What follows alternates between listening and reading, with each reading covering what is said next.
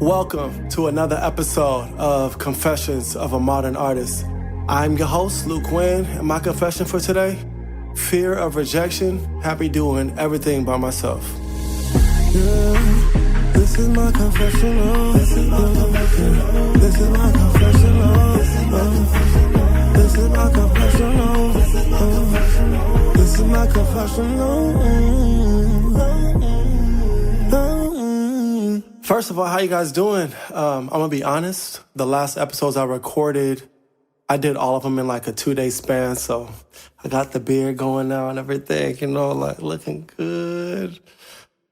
And I have an audience with me today, by the way. So I'm not just confessing to the camera. I got the illest and King Byron with me. And I kind of want to talk about that in my episode. But before we go into that, I just dropped a new project. It is called Healed. If you haven't heard it, don't be a hater. Go check it out. It's amazing. It's dope. I'm singing.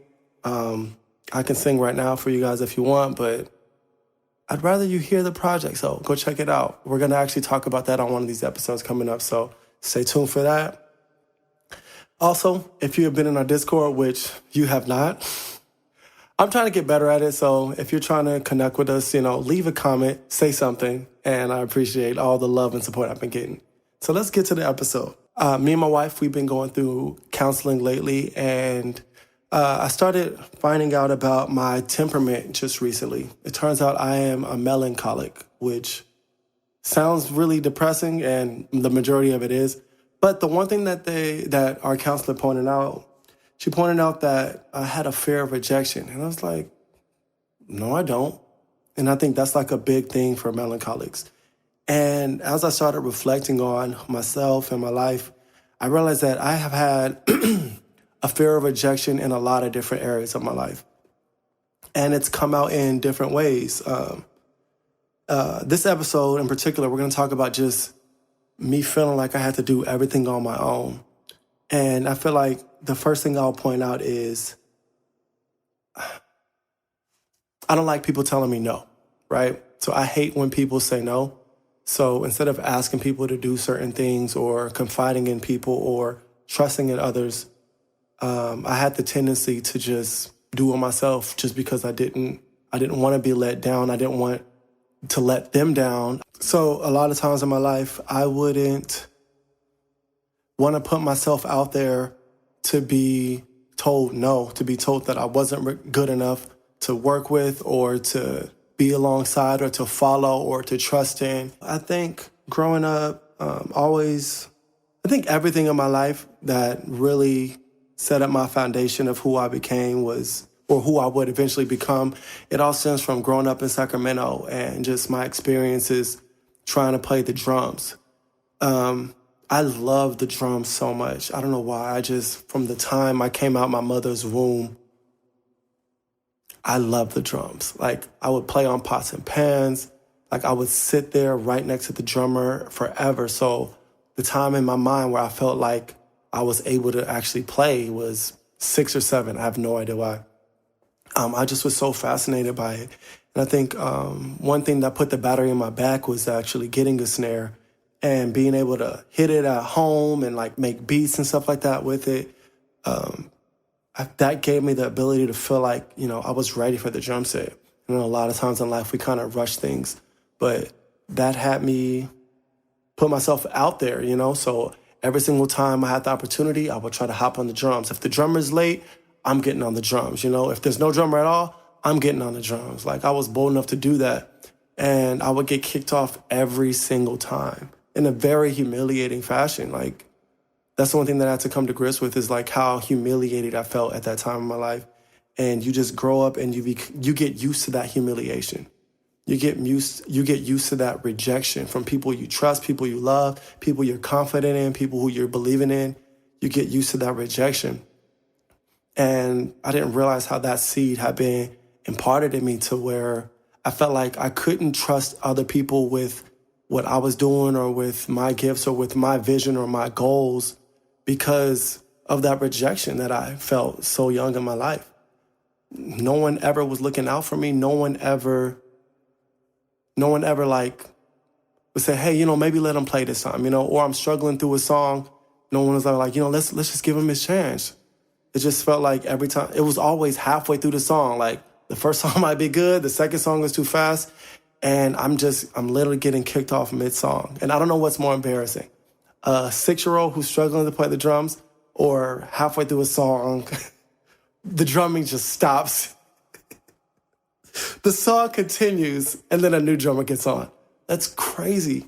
And I would never put my son through that situation. I would never put him in a place where he's on stage being humiliated.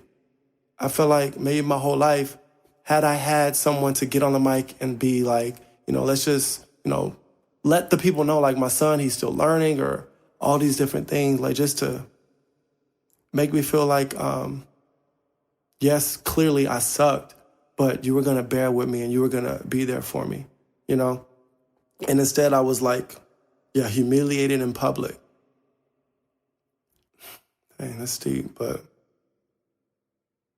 yeah, so that kind of just set the tone for the rest of my life, of me just feeling like it was, I supported me, because I'd be crying after I got kicked off the drums and people would be laughing at me, There was no hug, there was no support system like, oh, you'll get them next time.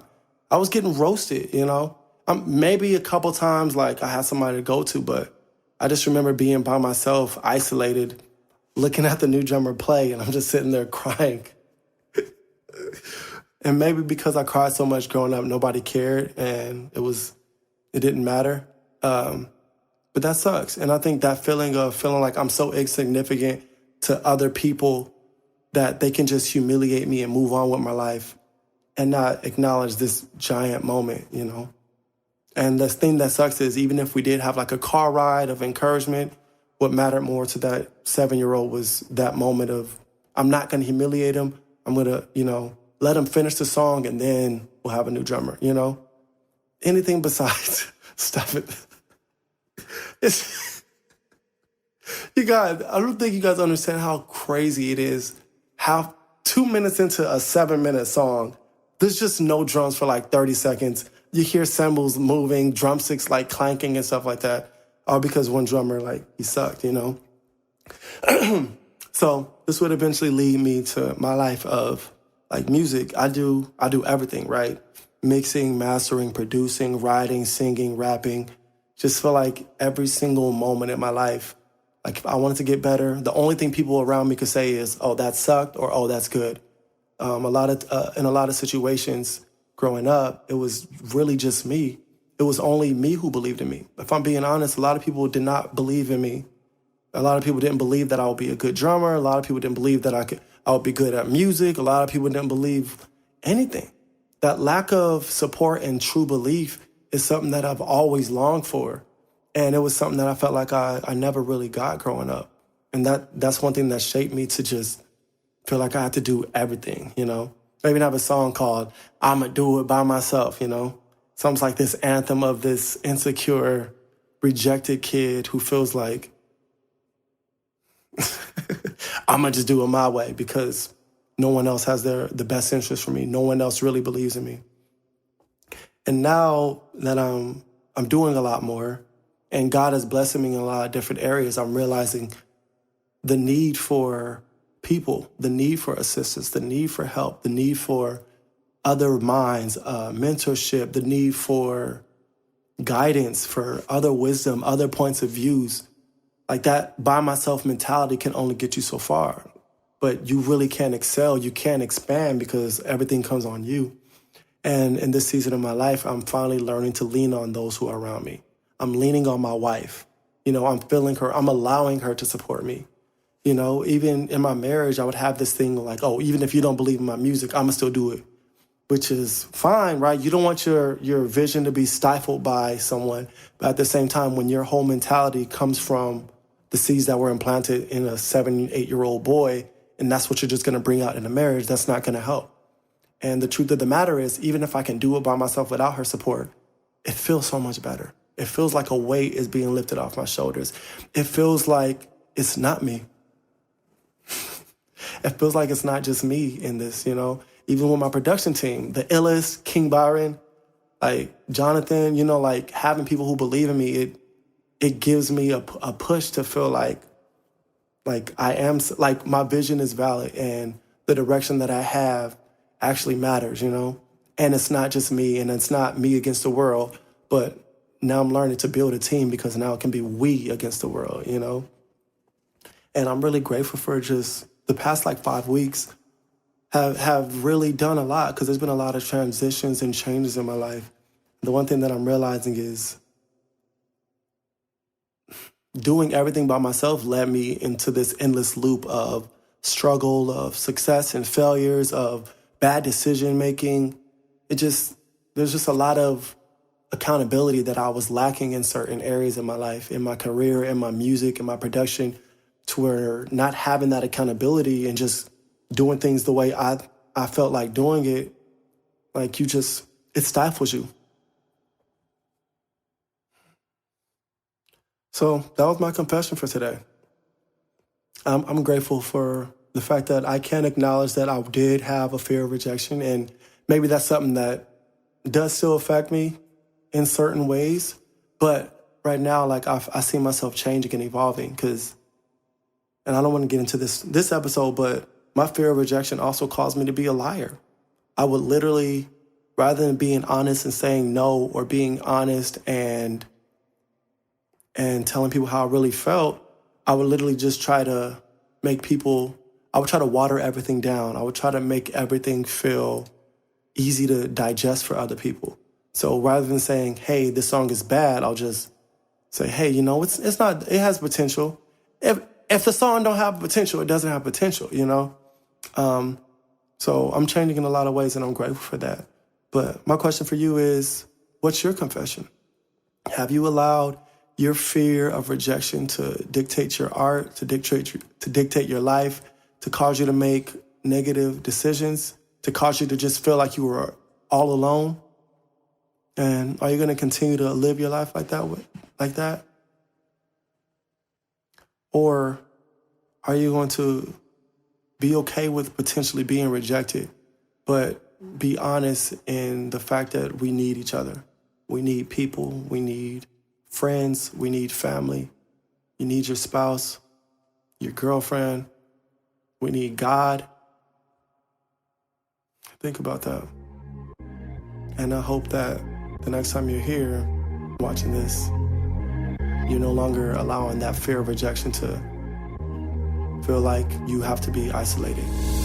Yeah, this is my confessional. This is my confessional. This is my confessional. This is my confessional. This is my confessional.